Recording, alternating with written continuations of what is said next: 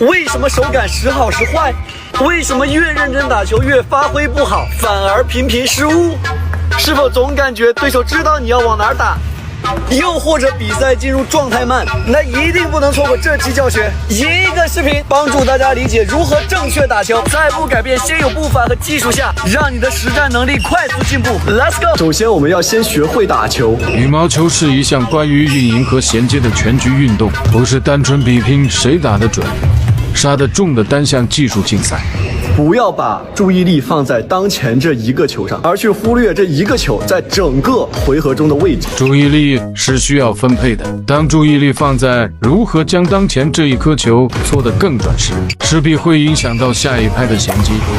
我們要思考的是，這一拍打出去後，對方最可能回什麼球？可以這樣理解，不是在對方出球的時候我才知道我要往哪裡跑，而是我出球以後，我就大概知道对方會打什麼球了。比如吊球時，不要把注意力放在我要吊得更貼網，而忘記考慮打進網容易被对方搶錯上。要在打球時思考，打出此球後應該怎樣準備才能接好下一拍。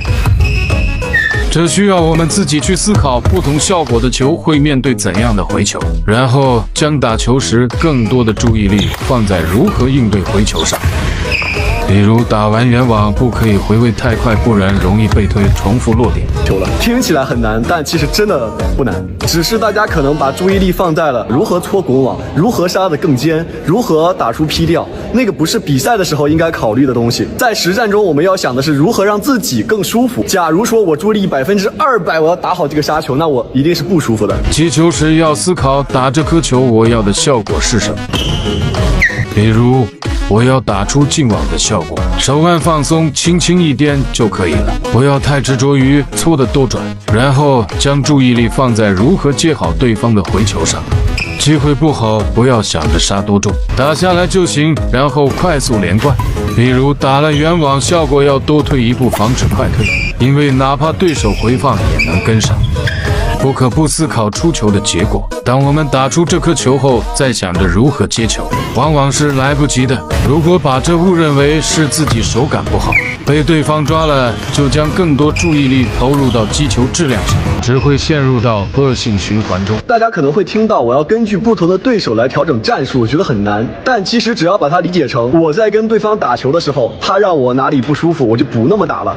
我就去嘗試新的變化，比如一開始我打的球很輕，那我就可以嘗試打重一點。如果我打重一點以后我沒有那麼不舒服了，那就是我的戰術奏效了。那比如打直線、打斜線、打中間都是一樣的道理。我們一定要大膽去嘗試，只要你在跟別人打球的時候覺得不舒服了，一定要去變，不要不敢變，要去嘗試。如果你不變的話，你就會一直不舒服。我們也可以先想的簡單點，打出圓網效果就慢慢回位。打了後場就平行啟動，耐心防守。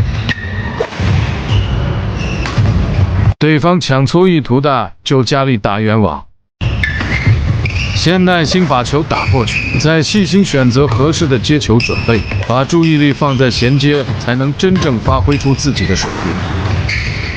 當我們這樣去思考時，反而會發現出球質量比以前提高了，手也沒有那麼緊了，因為把注意力分散到了全局，可能也沒有那麼緊張了。這是因為我們把注意力從肌肉控制轉移到了節奏和預判上，那我們肌肉不再僵硬，動作就更順暢了。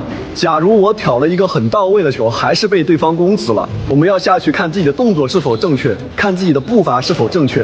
如果都沒有問題，就是出球質量的差距。這個差距不是在實戰中可以彌補的，這需要我們在場下自己去耐心訓練。就比如說我們剛開始學開車的時候，總是把注意力放在时速表和掛檔上，車反而開得歪七扭八的。而當我們真正開上路熟練之後，注意力是在前方路況，是在周圍的車流，自然知道什麼時候該加速，什麼時候該減速。